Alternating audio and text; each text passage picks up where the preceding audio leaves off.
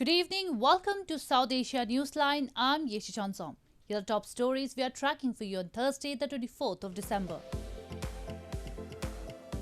Congress leader Rahul Gandhi meets president over farm laws as farmers' protests continue. Protests erupt in Balochistan over activist Karima Baloch's mysterious death. And markets across India ring in festive cheer ahead of Christmas.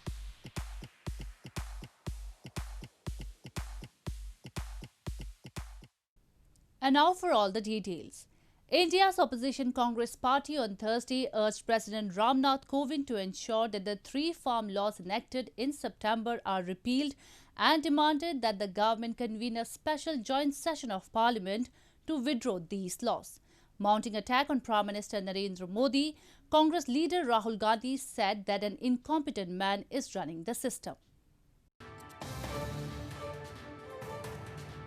India's opposition Congress party leader Rahul Gandhi, in a fierce attack on Prime Minister Narendra Modi and the government on the month-long farmer protest over 3 farm laws, said today there was no democracy in India.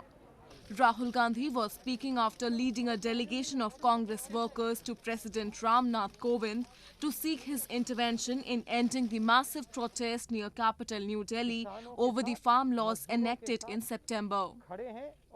Earlier, the Delhi police did not allow Congress leaders, including Priyanka Gandhi Vadra, to proceed to the Rashtrapati Bhavan, residence of President, and took them into preventive custody.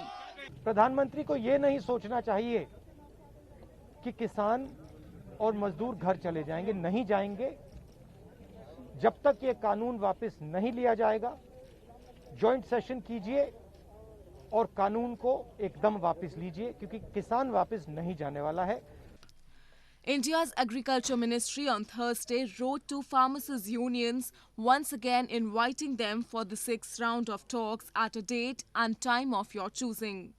The ministry's letter came a day after the protesting farmers rejected its earlier proposal in this regard, saying that no negotiations will take place till the government draws up a new agenda. Tens of thousands of protesters have camped out on the outskirts of New Delhi and blocked national highways for over 3 weeks to protest against India's biggest farm reforms in decades. The anti-farm law protest entered day 29 on Thursday. One unidentified terrorist was killed in an ongoing encounter in Baramulla district of India's Jammu and Kashmir on Thursday. Security forces had launched a cordon and search operation in Kredi in Baramulla district following information about the presence of terrorists in the area. The search operation turned into an encounter after the terrorists fired at the forces who retaliated. The encounter was still underway till the last reports came in. This comes a day after 3 security personnel were injured in a grenade attack in the region's Ganderbal town. India's paramilitary Central Reserve Police Force was deployed in the region's Ganderbal town, where the explosive was hurled, leaving the security personnel injured.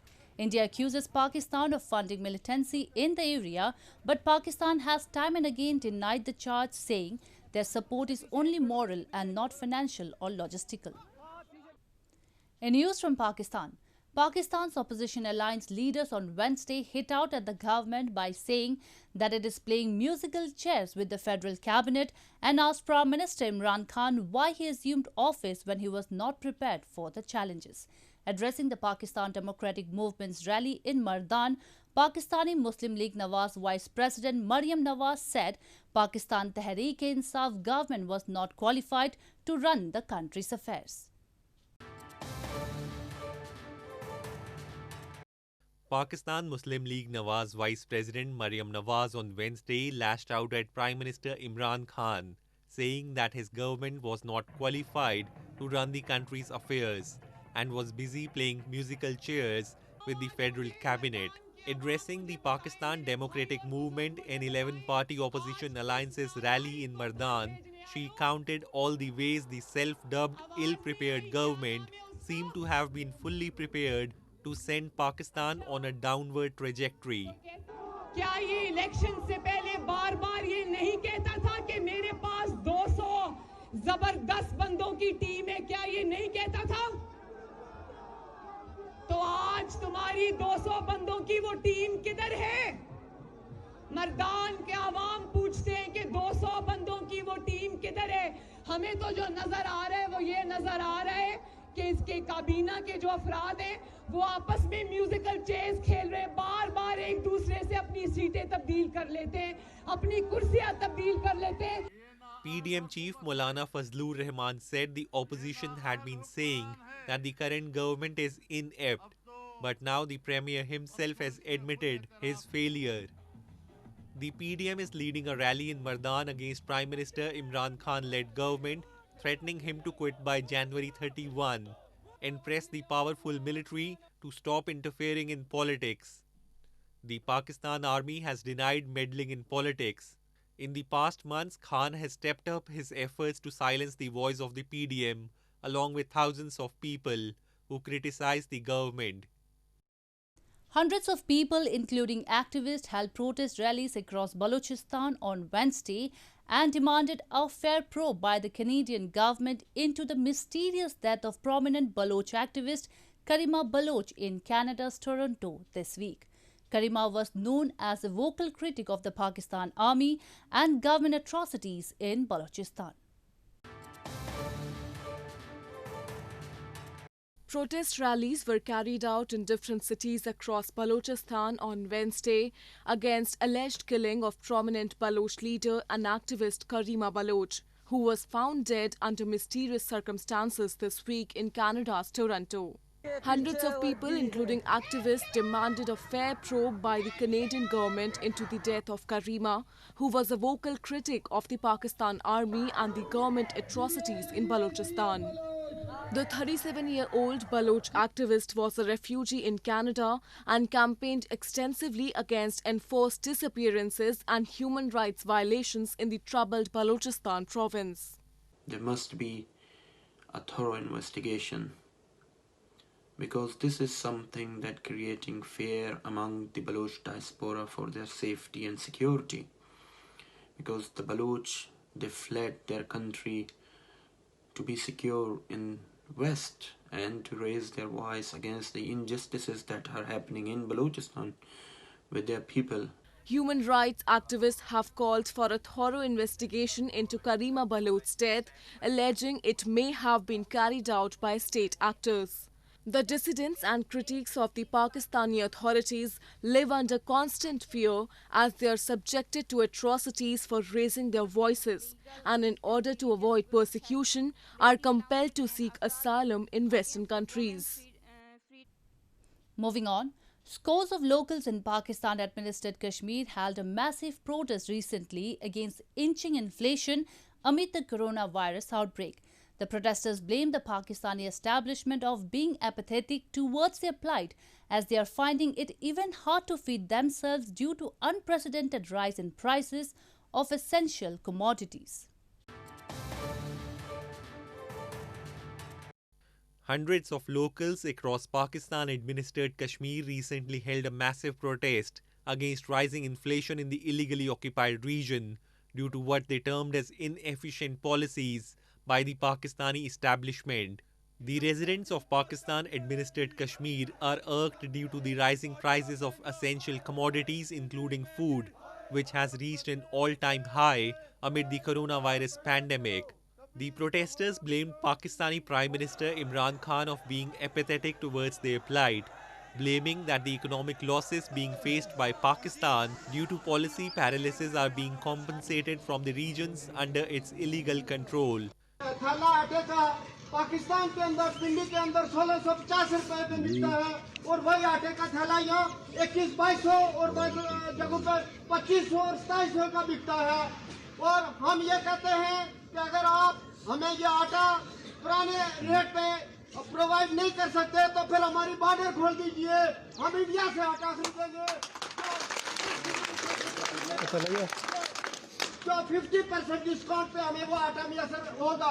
Pakistan-administered Kashmir was illegally occupied by Pakistan over 70 years ago.